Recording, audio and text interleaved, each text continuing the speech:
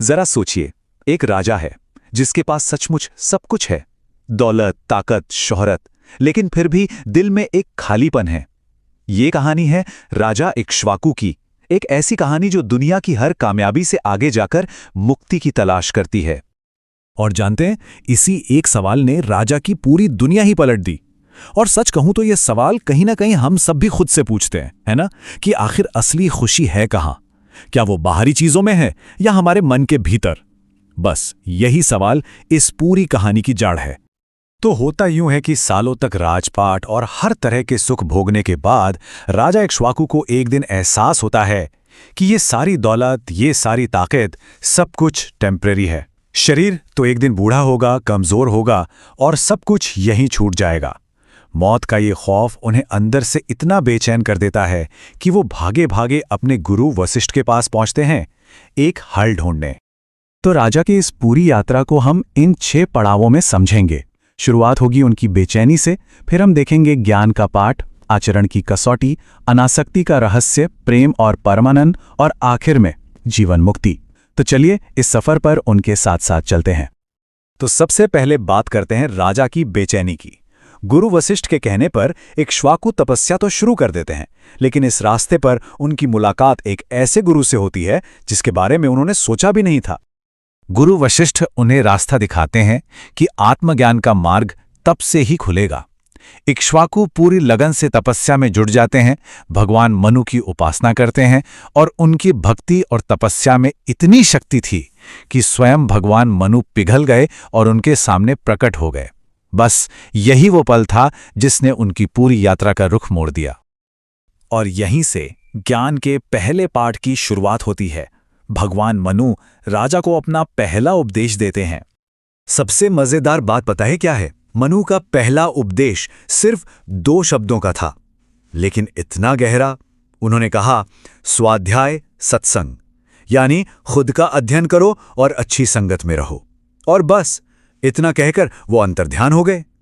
यही 2 शब्द इक्ष्वाकु के पूरे सफर की नींव बन जाते हैं। राजा इक्ष्वाकु ने फौरन इस सलाह पर काम करना शुरू किया। पूरे 1 साल तक उन्होंने शास्त्रों का गहरा अध्ययन किया, बड़े बड़े विद्वानों के साथ बैठकर ज्ञान की चर्चा की।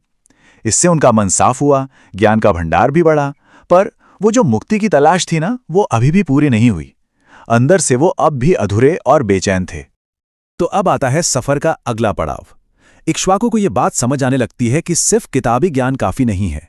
असली परीक्षा तो उस ज्ञान को अपनी जिंदगी में, अपने व्यवहार में लाने की है, जिसे कहते हैं आचरण की कसौटी। 1 साल बीतता है और मनु फिर से प्रकट होते हैं, और इस बार उनका उपदेश पहले से भी छोटा था। सिर्फ 1 शब्द, विचारणा। मतलब जो भी सीखा है उस पर गहराई से सोचो, चिंतन करो। ये एक तरह से राजा को किताबों की दुनिया से निकालकर असल जिंदगी में लाने का सीधा साधा निर्देश था। और ये बात इक्ष्वाकु को बहुत गहराई से समझ में आई। उन्हें लगा कि ज्ञान तो बहुत जमा कर लिया है, पर उसे अपने जीवन और अपने व्यवहार में तो उतारा ही नहीं। ये तो बिल्कुल वैसी ही बात हो गई जैसे किसी को रोटी के बारे में सब कुछ पता हो, लेकिन उसे खाए बिना ताकत पाने की उम्मीद करे। तो बात साफ है, ज्ञान जब तक आचरण में ना आए तब तक वो बस एक बोझ है। और जैसे ही राजा इक्ष्वाकु ने सीखे हुए ज्ञान पर सोचना और उसे अपने जीवन में अपनाना शुरू किया, नतीजे सामने आने लगे।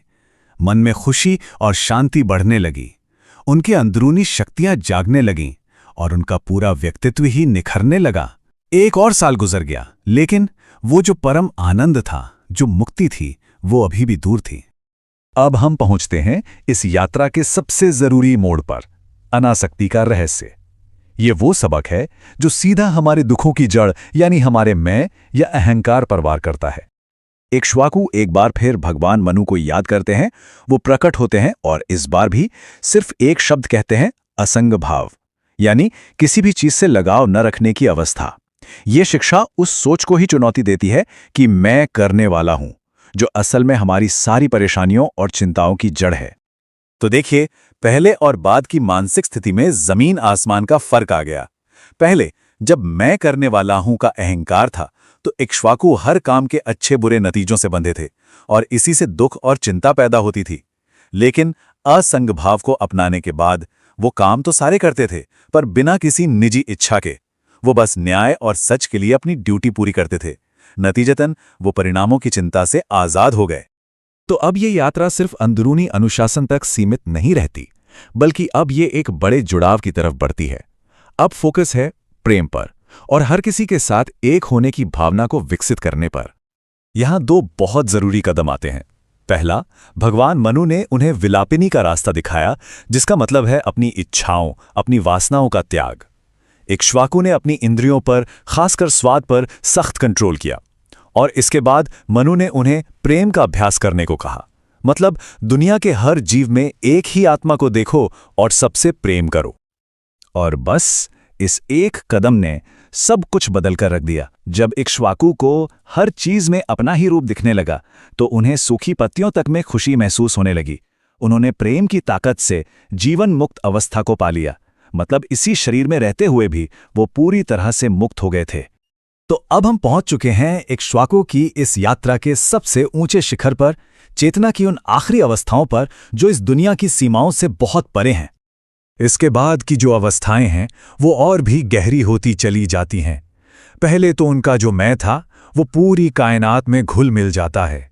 फिर वो एक ऐसी स्टेज पर पहुंचते हैं जहां सपना क्या और हकीकत क्या, इसका फर्क ही खत्म हो जाता है। और आखिर में जब उन्हें ये एहसास होता है कि असली चेतना का कोई शरीर नहीं होता, तो वो अपना शरीर छोड़ देते हैं और उस परम सत्य यानी ब्रह्म में समा जाते हैं। तो अगर हम पूरी यात्रा को संक्षेप में देखें तो ये हैं मुक्ति के वो 7 कदम जो राजा इक्ष्वाकु ने उठाए। स्वाध्याय और सत्संग से शुरुआत हुई, फिर विचारणा और असंग भाव से गुजरे, और आखिर में विलापिनी, प्रेम और स्वयं संवेदन तक पहुंचे। ये एक स्टेप बाय स्टेप ट्रांसफॉर्मेशन का पूरा प्रोसेस है। और आखिर में एक सवाल जो सोचने पर मजबूर करता है, राजा इक्ष्वाकु की इस हजारों साल पुरानी खोज का कौन सा ऐसा पड़ाव है, चाहे वो स्वाध्याय हो, असंग भाव हो या फिर प्रेम का अभ्यास, जो आज की हमारी इस भाग दौड़ भरी जिंदगी की चुनौतियों में हमारे काम आ सकता है। इस पर सोचिएगा जरूर।